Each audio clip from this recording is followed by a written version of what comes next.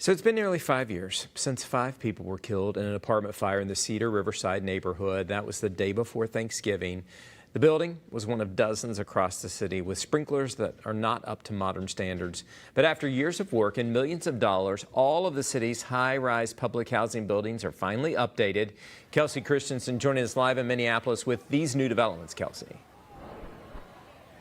Yeah, Paul, a report from the state fire marshal found that if that building would have had sprinklers, that would have saved the lives, likely of those 5 victims in that high rise when flames broke out on the 14th floor of a Cedar River high rise. It was back in 2019, just a day before Thanksgiving. That fire left 5 people dead and several others injured.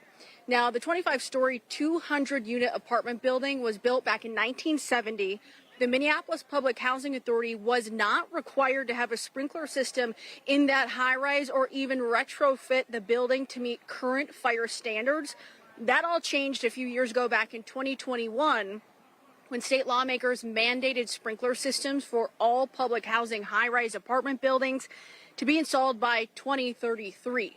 We know St. Paul Public Housing Agency, though, spent 2 decades adding sprinklers to all of its 16 high-rise apartments years ago. That's according to a news article linked on its website. Well, MPHA adding fire suppression systems to 16 of its 42 high-rises, citing a lack of federal funds to update further. That's no longer the case today. Elected officials say after tens of millions of dollars raised in federal, state, and city dollars, sprinklers are installed now in all of the city's housing authorities' high rises.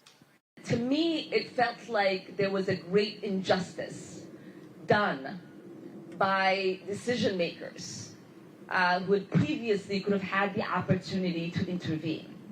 Those lives did not need to be lost. And it was my personal mission to make sure no other lives would be impacted in the same way if we could get resources to retrofit every single public housing. You just heard it there. Members of Congress saying that they will continue to work in Washington to get sprinklers in all high rises across the country. Paul. Okay, Kelsey Christensen, thank you.